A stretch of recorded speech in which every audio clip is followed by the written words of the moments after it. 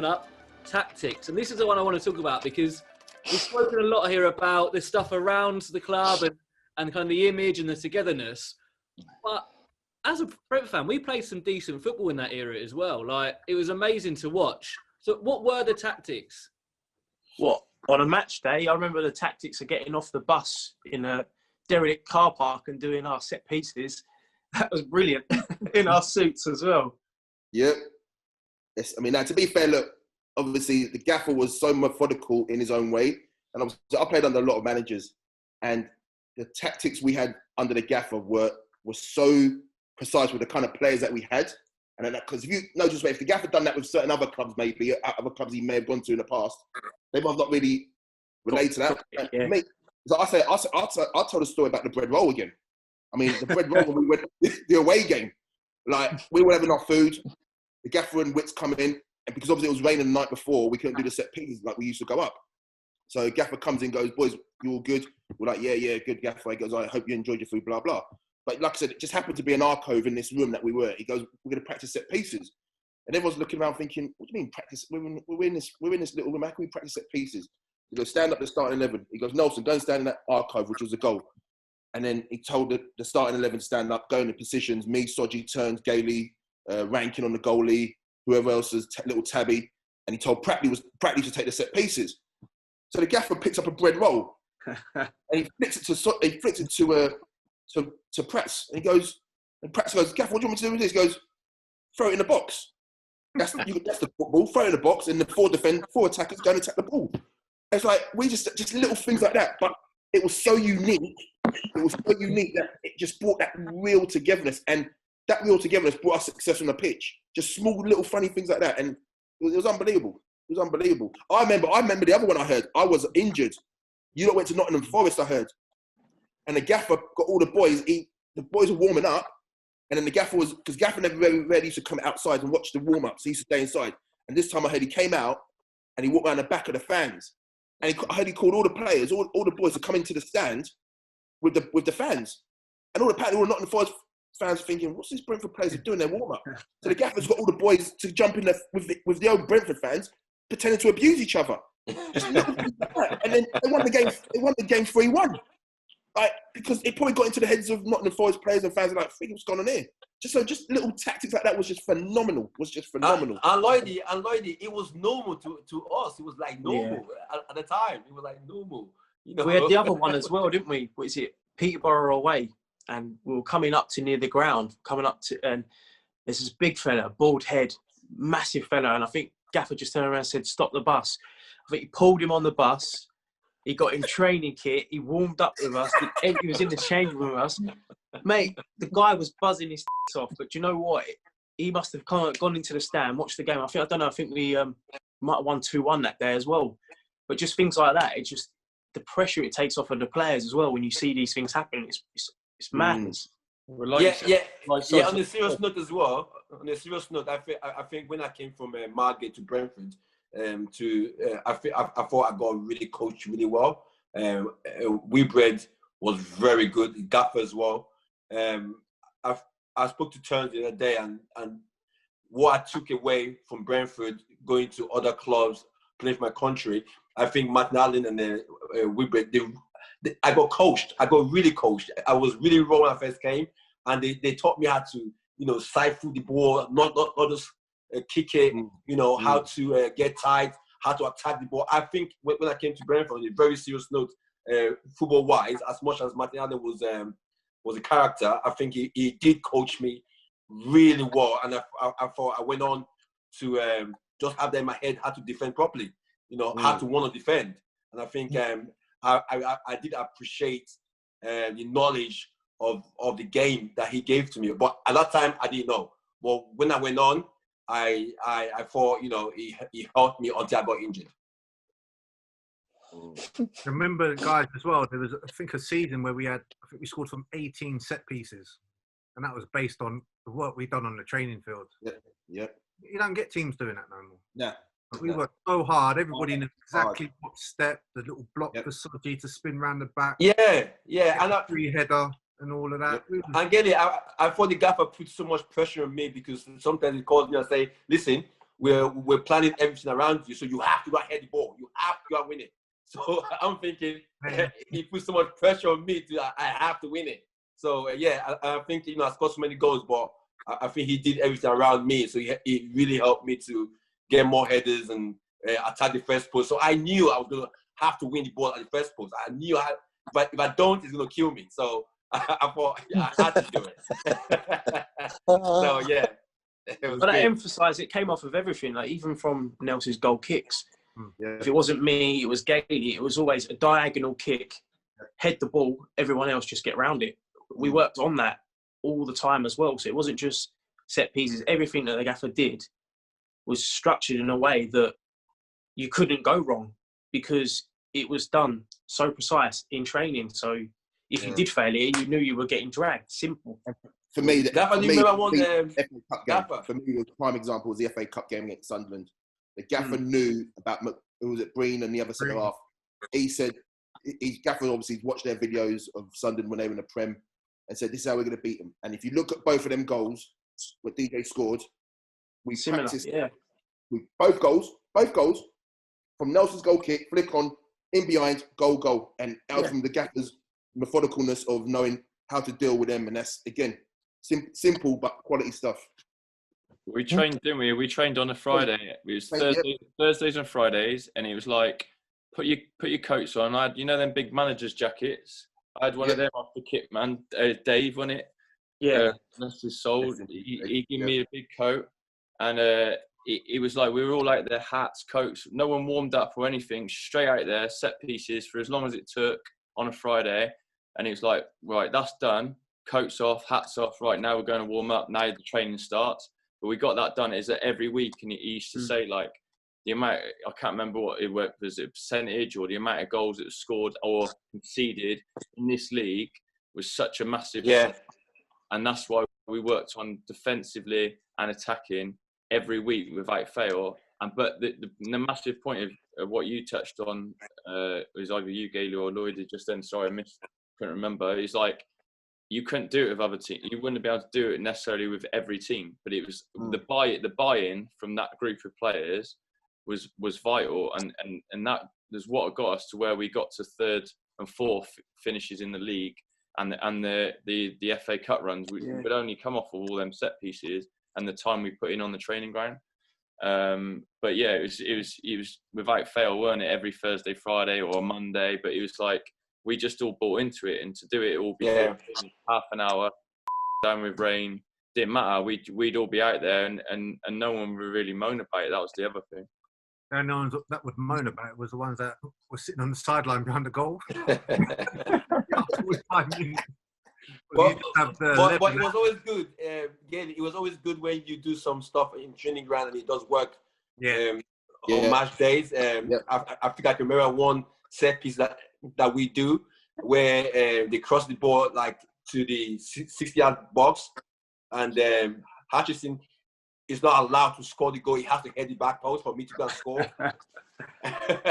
if he dares score, the gaffer will kill him. He has to head the back post. So I already knew that it was going back post. So most of the goals I scored, we knew we were going to score because we've done so much work in the training ground. So it was really good. Just knowing now that we did a lot of work in the training ground, and it does happen in the pitch. Stu, I've got a story on that. Gaffer, I don't know if you'll remember. So it was Cheltenham away. I think it might have been like the LDB Vans Cup or something. That we was prepping for, and the gaffer had given him my opportunity to play at right back. And obviously the gaffer had said, like, come in the team, I want to play down the channel, sliding down the channel, stuff like that. But I got a bit above my stations, and I think I chopped inside the winger. I chopped inside the winger and played a pass inside. I don't even think I gave it away. I think I kept the ball, but the gaffer stopped it.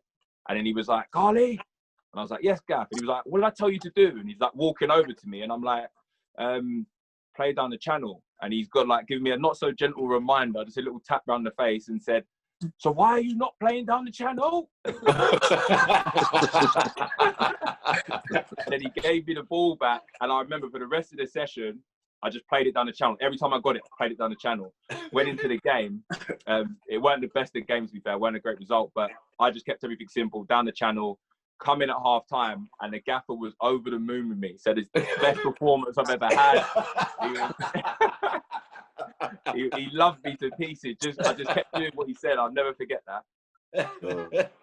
Amazing, amazing. One last thing before we move on from tactics. Stuart, you obviously played behind, I'd like to call him a rogue centre half in Sam, who lived life on the edge at times. What was it like playing behind Sam as a goalkeeper?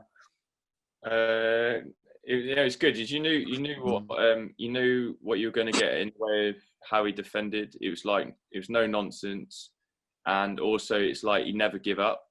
So obviously he won the hearts of the fans by the way he always got back and made that last ditch tackle. And we would all know that, like, maybe he sold himself on the halfway line in the first place. the guy's running through on goal, and you just think, oh my God, what's he doing? And then all of a sudden he's done 40 yards. He's caught this guy up and like actually cleaned him out, won the ball. But he got up and then ran off with it, and you're like, how's he just done that? But the other one was with Sodje was he'd go up for a header and he'd like jump like above someone's whole body. His leap was unbelievable. But then he was so far back down, he'd hit the deck and he'd be on the floor and he'd go off basically on a stretcher, and you'd think, oh, we've lost him now. And then all of a sudden you'd hear the fans go, yeah! and he'd come running back on. And you're like, hold on a minute. He was basically on his way to hospital and he's coming back on. He's like, oh, Sodje!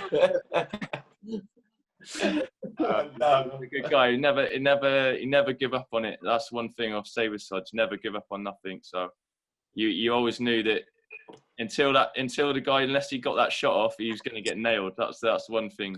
He'll always get back and make an attempt. So, and 99 times out of 100, he got him, and he said he didn't just get him and clean him out. He ran away with the ball. So, yeah, he's a good guy.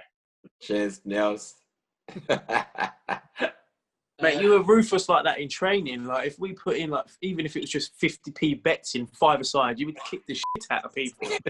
Give me money. Give me money. Oh, yeah. Can't do that, Sodje. We've got a game on Friday. Stop. No, I was just upset every time. I was very upset. I didn't have any money. So I don't care. I just want money. I just want money. That's all we could get. Bless.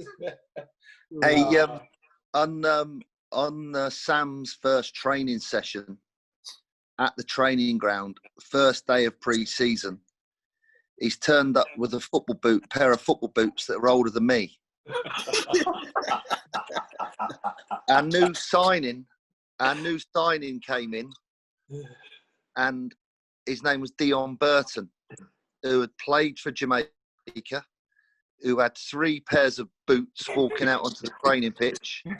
He had baby oil on his muscly, lovely-looking legs. He strutted like he was walking across the beach, chilled out. Dion being Dion. So we've done the hour of bit of work on a normal for a first day of pre-season. And then to help the players get back used to playing football and the football movements and the dynamics of football movements, we had what you call a little 9v9. So 2 goalkeepers, 9v9, small-sided game. And it was all going okay. In the first minute, the goalkeeper chipped the ball forward into his centre forward, who was called Dion Burton, who typical Dion Burton's going to bring it down on his chest.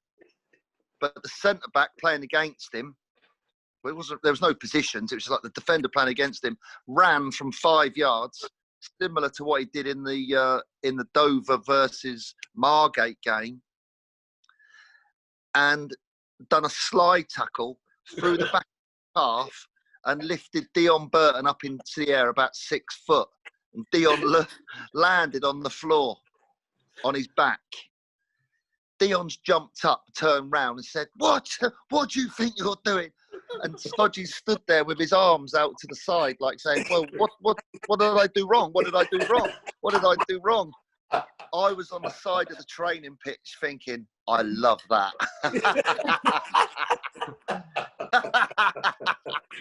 I thought I loved it. I loved it. Quality, man. True. Next up, guys, we can't not talk about it. We spoke about it briefly over Sunderland, the FA Cup runs. Amazing times. Martin, a lot of clubs and managers would see the FA Cup these days as a bit of an inconvenience. But for us, it seemed to be part of the whole story and a part of what we were trying to set out. And it seemed to invigorate us, if anything. Yeah, well, I don't think any of us can forget that we're there. And I think it was on telly on a Sunday afternoon. We played away at a non-league club, Nels, didn't we? Where was that? Hinckley. Hinckley. Yeah. And it was an awful pitch, awful dressing rooms. Hardly any of our fans could go because it wasn't big enough. And then I think it was 0-0 on it, Stu. And you saved a penalty. I think we got them back to our ground, didn't we? I And we beat don't them. think I saved a penalty. I think John Solako missed a penalty. He missed the penalty, yeah. John missed a penalty, and you saved a penalty near the end, Nels, to get us through to a replay, didn't you? I think it's like a one-on-one. I think it was Paul Barnes. I remember his boy played. That's it, yeah. I thought it was a penalty. Oh, I don't know. It was late. I Anyway. thought you got a penalty, and I remember coming in after the game, and we sort of looked at each other. All of us, including myself, were a bit shell-shocked. It was set up for us to be beaten, obviously, by them on a Sunday afternoon, and we kind of sort of said, well, let's just get ourselves out of here. Damage limitation, and let's go back and win the replay. We could have got knocked out apart from Stuart's save. Nelson, I'm sure it was a penalty. I stand to be corrected. I have edited a lot of footballs. And it went on and it grew into that run, which was quite unbelievable, wasn't it? What happened? It was quite unbelievable. And then for it to happen 2 years on the spin, unbelievable. Some great times for the club, our club. We said that first season it was 9 games we had that FA Cup run. 9 games. Yeah. We should have won. We should have won in the final. 9 games. No one plays 9 games in the FA Cup and don't win it. No, we replayed in every round apart from who did we not replay? Luton or something? Luton, yeah. I thought the way the football club was and the players we had, a one-off game, it would have been hard to beat us. I think, and that's why we did well in the cup games, because one-off game, the gap was we pump us so high to win games. I thought, yeah, we did win the league, but the cup games were special because it was like a one-off, and we had players that would just win a one-off game, and I think that's why we did win in the FA Cup. Tell everybody about what happened on FA Cup weekends. We used to have the training ground on a Friday morning before training. What did we do? Go on, Stuart, you say it. I can't remember now. Go on, Stuart. I know. Bacon egg sandwiches, weren't it? Sausage sandwiches. Yeah. Like all them sandwiches come in before training, and we go and train on it. I was like, oh, it's good though. It was quality. It was so good. That was so good. One thing I'll say though, touching on that, we're saying about you saying there, Sam, about the one game, the cup game, and you saying it earlier about what the gaffer used to say to us, and that and what we believed and what you believed in him. He always said, and I remember this to this day, he always said that he can field a team to beat any one team on any one day. Yeah, and I believed that, and that was proven in them FA Cup runs, because that was literally fielding a team for that one particular game with that one particular starting 11. It could be different to the game before. Yeah, 2 weeks, 3-4 weeks on from the last one, and you'd have a different starting 11. But I believed him when he used to say it, and I remember him saying it not just about in the game leading up to the game. He'd say it whether he's saying it to Witt or he's saying it to someone else, one of his senior player. I remember him saying like, I can put a team out that will beat a team on the day. Whether that, obviously, then it becomes down to players whether they do what they're asked to do. But obviously that those 2 seasons, he was fielding teams, and you're asking us to do it, and we was carrying it out, all the instructions, and we was carrying it out, winning them games, and that's why, like Lloyd, you touched on earlier with the Sunderland thing, going on the set pieces. That was part of that game plan of that day, and the players carried it out, and that's how we get in those results, because of the belief you instilled in us, but the belief you instilled in yourself. That you said that you could, whatever you fielded on that one day, that we would get the result. Have you guys got a favourite moment or a favourite game from those 2 runs? Mine would have to be the Bristol City one more than anything. Obviously, personally, but just as a team, collectively, I say, because Bristol City always seemed to be like our team that we could never beat. We always, no matter where we went, there or at home, always a tough game, and they had really good players. I mean, really good players throughout the whole time we used to play against them. And I'd say like that win against Bristol City in the Cup was definitely a fitting moment. Like, obviously, Nels, with the whole game, everyone's performances, not just one person, but the whole team together did what they need to do to win that game. I think the Southampton away is the definition of Brentford. Brentford, that was Brentford. Although that was Brentford. We took 2 goals down playing against the Premier League club, and we just thought we're going to lose. We're not going to lose. But one of my favorite games is Hartlepool away, FA Cup. Hartlepool away, I think it was a Tuesday night, and we just won every header. Me and Michael Turner just win every header, and the gaffer just kept saying, I think they had a defender. I can't remember his name now. It was very good in the air, but he didn't win one header. So that Hartlepool was good, but I think Southampton away just defines what Brentford was about. There's that iconic image of you, Sam, the leap. You were in the air for about 3 weeks, weren't you? I don't know how to do it. I thought more of you would say Sunderland. For me, it was It was good. For me, it was Sunderland because of, like, say, just everything prior to it. Because DJ left the game after, didn't he? Yeah. DJ was the game after. So because of that build-up as well, we all knew he was going as well. Obviously, because we knew if he had a good game, there was a lot of clubs in for him because he was such a quality player. But for me, it was the way we prepared, the actual preparation for it, the build-up, the way, like I said before, the way the gaffer methodically knew their defaults from Sunderland. And it was Mick McCarthy the manager then? Was it Mick McCarthy? Yes. Yeah. I mean, mate, they had top players. They had top players in the Premier, and they were doing okay in the Premiership as well at the time.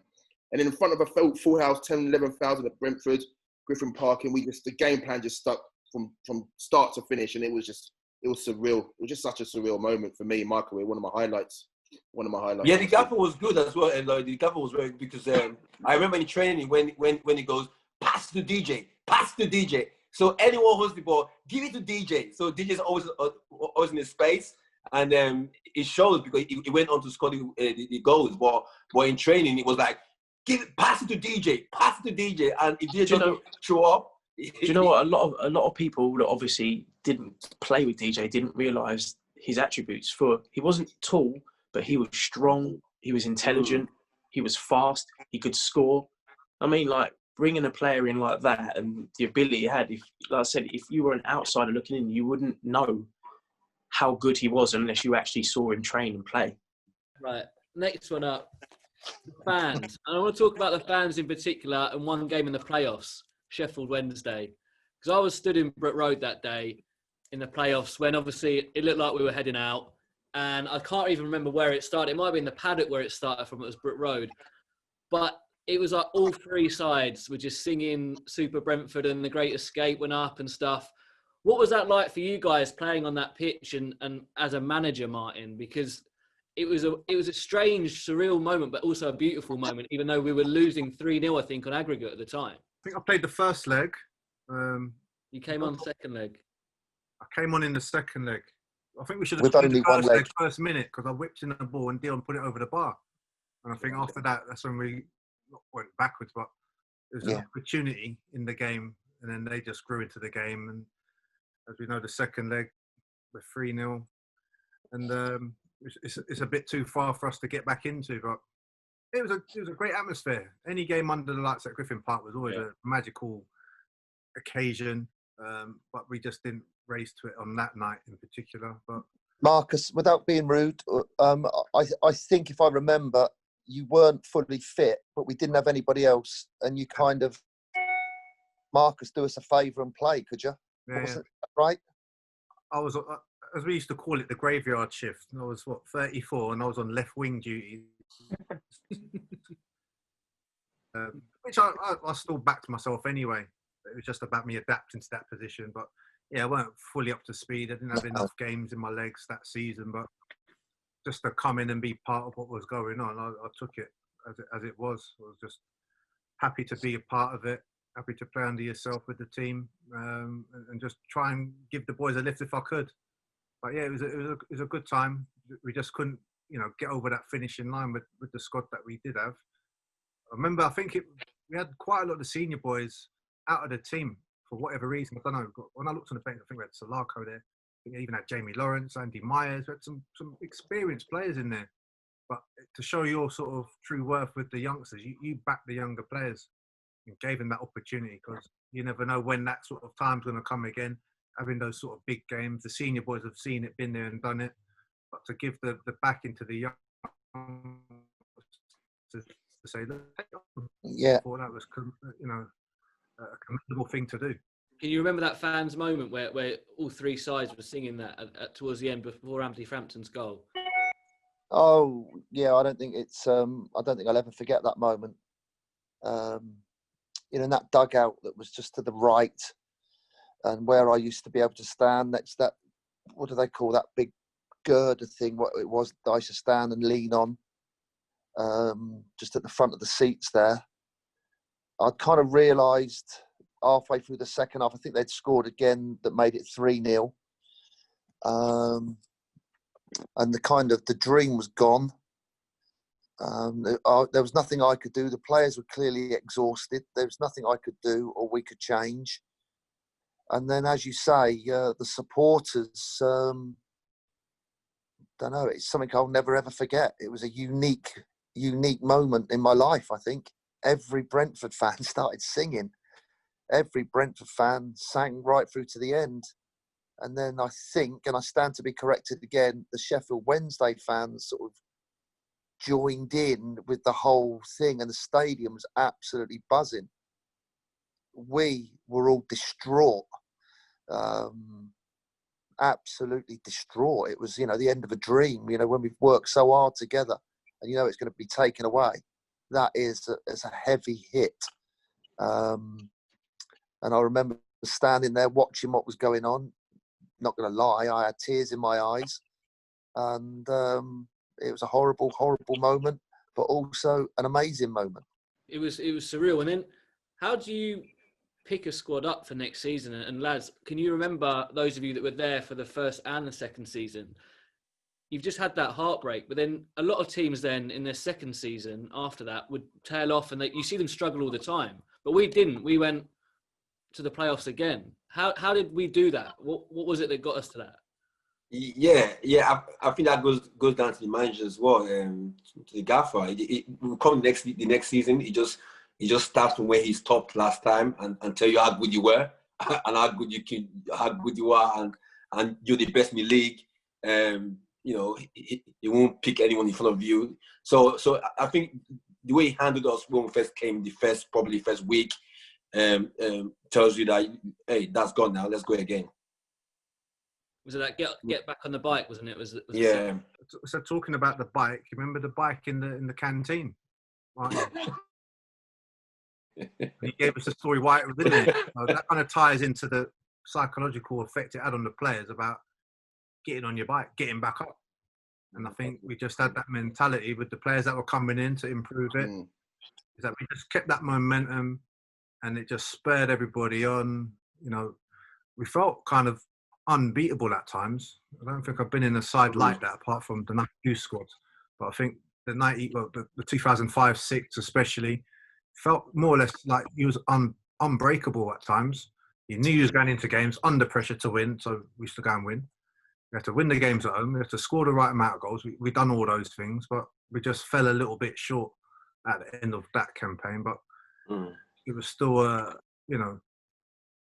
pleasure to be part of.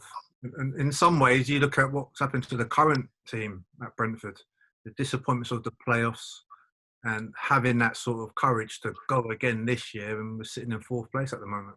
the gaffer always talked about a 10-month season, and I would just say those 2 years was like a 20-month season. I don't, with a break in between, I don't feel as there was a drop off after the playoffs. Like, we went away, we had our break, we come back in, and like Sodje said, we touched on it at the start, and then the gaffer then went and brought in players to add to the squad. Like, Lloyd, you come in the second season. The three of us from Reading came. Yeah, we done that. So we sort of, obviously there's players that left, and then players that come in, and there was no, the success of that was that I would say is there's those players that were brought in fitted into our squad straight away, and that what we built the year before. Again, what we touched on with the set pieces, just as an example about that buy-in, when you have new players come in, they can be a bit like, why are we doing this? And like, you have like a few people then brought out of the group that don't really want to do it, but there wasn't any of that. They just come in straight away on the new of that second season and just jump right on board. You think like, and then and it just carried on. And the momentum of that first season carried on. Like bringing Numo and Brooksy in as well. Like, Numo he's a strong character as well, and again, he's been around the block. He knows exactly what he's doing. And Brooksy, he's another player that's unbelievably good. And again, he was given the confidence to go again, obviously leaving Reading, and have that belief again to just express himself. And that's a massive thing coming into a team, and it does help. It was a bit like the outgoing players, the senior players that Gayley touched on earlier, like likes of Solako, Andy Myers. They were great players for us in that first season, and then when they left, they passed the baton on to more senior players that come in, and it was like they sort of morphed into that same figure that led from that role of that senior role, and knew what their role was within our squad, and how to sort of play it with the likes of you, Al, and you, Karleigh, as a senior player, as like a mentor figure. When those older lads went out in the end of the first season, the new lads come in and just sort of took the baton and carried on. So then us lads who were there for the 2 seasons didn't notice any difference. We just carried on trying to do our thing, trying to improve as players ourselves, and trying to get to that and trying to do better than we did the season before. Well, lads, before we go, we'll do a couple of little fun things. The first one, obviously, it's a Christmas party, so we're going to do Secret Santa. So what would you get each other for Secret Santa?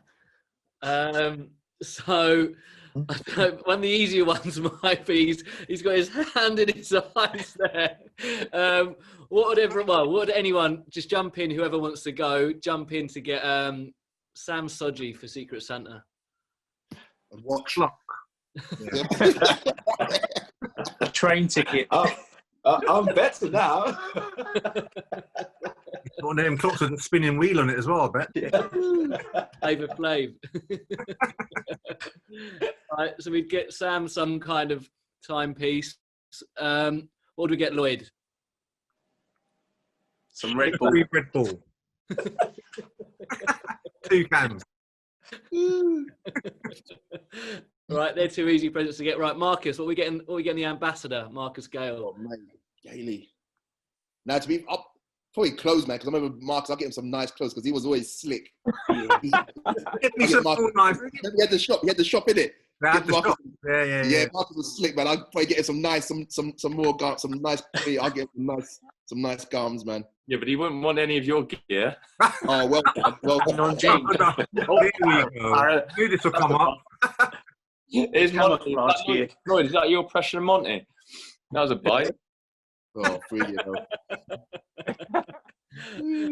All right, what would we get, Stuart? Ooh. I'll give him a punching bag. He was angry, man. I'll get him some yoga lessons so I can calm down. All right, now I'm cool. I don't need that stuff. Yeah. Back then, I would, yeah. What about Karleigh? Maybe something for his waiting skills or something? A joke book, because he hasn't got good banter. The gaffer's come two-footed. Gaffer, I couldn't afford to have good banter when I was 16. Sorry, Karleigh. Sorry. That's all right, Gaff. I'll take it from the Sorry, chin. Karleigh. Here's your time for revenge. What did you get the gaffer? Oh, Oh, Well, Christ. The gaffer always seems to tag his button. I don't know whether he's got a button or he's got a I don't know. He always does that. I'd get him a always tank does that. top. I would get him a tank top. Yeah. Yeah, I tank love top. the tank top. Yeah. Wear it the right way round. Ain't that right, Gaffer? Remember you told me your story about your tank top. So one that fits the right way around without the seams on the outside. Oh, God, I've had a few of them, Marcus. Yeah. What would you get Alex Rhodes?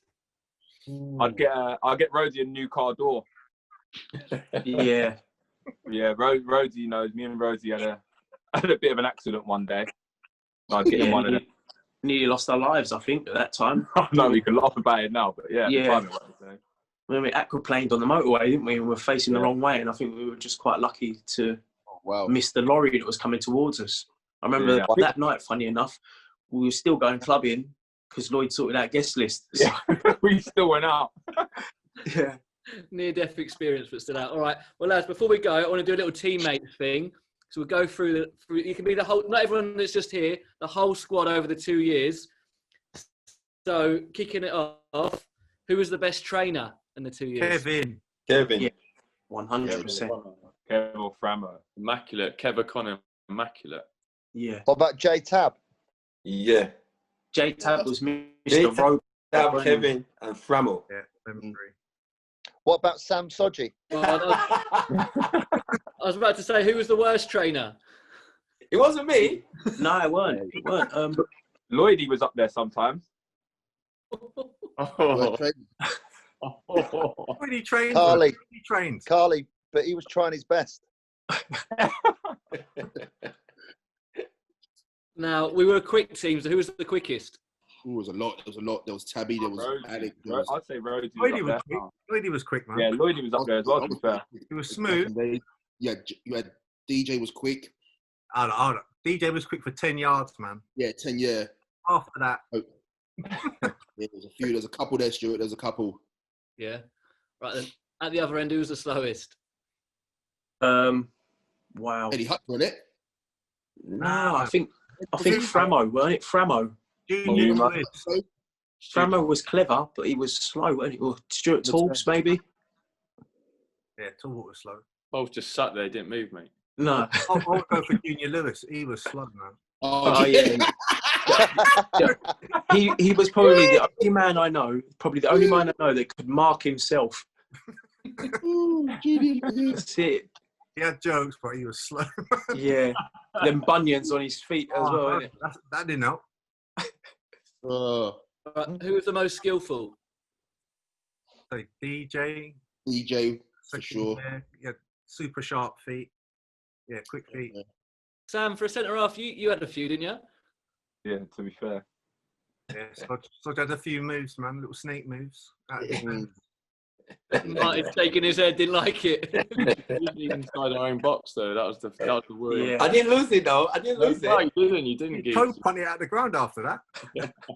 He'd go on a 40-yard run, beat 6 players, toe poke it out of bounds, and then run back. Sodje is the only man I know who can toe punt a ball and fade it in behind. Hey, Nels. The technique on that toe poke was unbelievable. Nels, if you could imagine being a leather football and you're coming out the cupboard and you're being sent to a game at Brentford, knowing that Sam Sodje is going to be kicking you around all afternoon.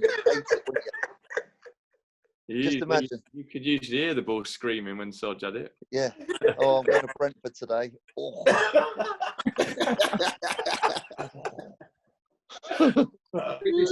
Whammy, we all know the answer to this one. Who was the fines king? Who was always getting fined? Only one man, innit? Only one man. Yeah. Who was the hardest? Loro. Yeah. Because you never knew what was in that pouch that he used to bring to training with him. Pouch, man. I knew what was in the pouch, man. That pouch, it had red cards, yellow cards. You never knew. And he would pull it. His forearm smashing training was the worst as well.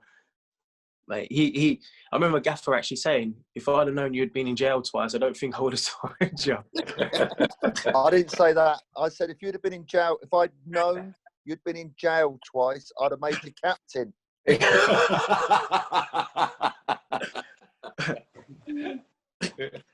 You played in that Scunthorpe game. Have you seen the clip that keeps doing the round? That clip was naughty tackles flying. Oh, That was naughty. Legendary. Yeah. there was no way. What was that? Lauro's tackle. When Eddie Hutcher, I think Eddie Hutcher goes for the first one. Sam Tillen flies. Newman. Yeah. I think I've got it on my phone somewhere. It's naughty. Everyone's just piling in. Yeah, I'll send it to you, Gaffer. But you look. That's what I liked. That's what I liked as well. Even when we go and play games, and you have to beat us. There's no way we will lie down for you to win. You have to come and beat us, and I like that about Brentford that year because we weren't going to lie down. We were not going to lie down for you. Well, Scunthorpe always known for heavy tackles. You know that you play the game. You know you play the game.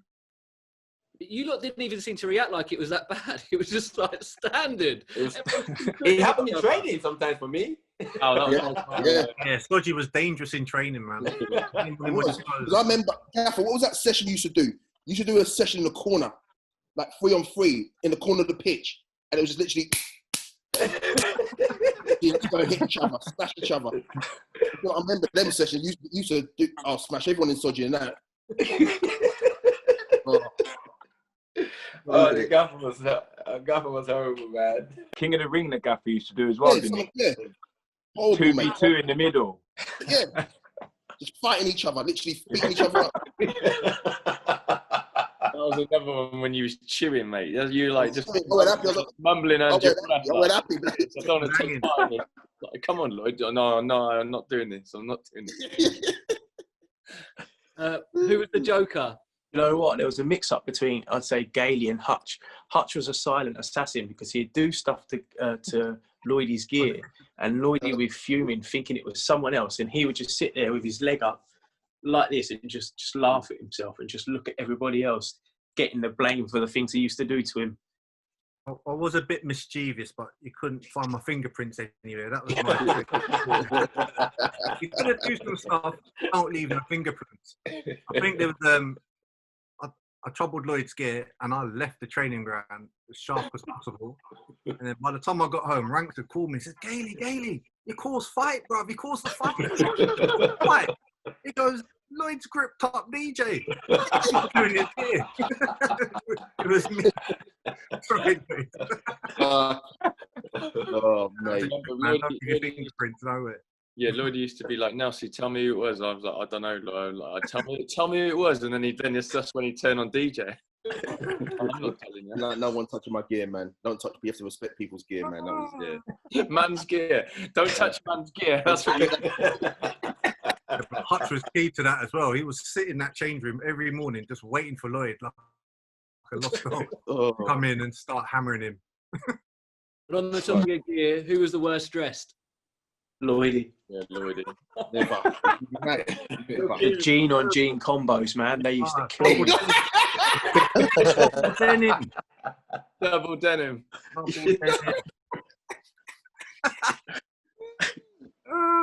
Lloyd, you had it going on, man. Oh, mate. Well, this one can't be Lloyd, surely. Worst music taste. He didn't get a chance. Lloyd played all the music. We didn't have a chance. Lloyd was the choice, isn't it? We had good music at least. All right, then, who was the best dancer? Not Lloydie. No. You got the robot, Lloyd, didn't you? As your celebration once. I know you think. I'm fine. Sodje's got the wiggles. Sodje's got the wiggles, to be fair. And them Nigerian moves, them Nigerian dances. Man. To be fair, I know the gaffer's good at doing the worm. He's got In fact, he used to eat the worms as well. Remember at training ground? I did what? Stu, we should have got the gaffer in for the bush tucker trial. He would have won it. It was fun, man. It was fun. When did I eat a worm? At training ground. At the training ground, you did, I Gaffer. don't even know you've done it. You just 100% you did, Gaffer. Nasty. What stuff you did, but you just wouldn't have even known you'd done it. You'd have just done it, like whatever. Funny. I don't remember that, Lloydie. Right, last one. Who's the player's player? Tabby. Or Kevin, Yeah, them probably one of them. Yeah. weren't them for sure. Always consistent, them guys. Always consistent. Yeah, always consistent. Always. Tabby, you could, no matter what you told Tabby to do, he would follow it and he'd be the best person at doing it. So that's one thing that you loved about him, no matter what it was. He was a bit like, say, like what a James Milner is like. No matter what you told him to do, it was done, and it was done right. Hopefully tonight has put a smile on a lot of people's faces, because obviously it's a tricky time at the moment for everyone over Christmas, but you guys spending time with us here today hopefully go a long way. And I want to say thank you to all of you, and Merry Christmas, everyone, and Merry Christmas to all the Bees fans watching this. Brilliant. Merry Christmas, mate. Merry Christmas. Merry Christmas. Merry Christmas to all our supporters. Merry Christmas.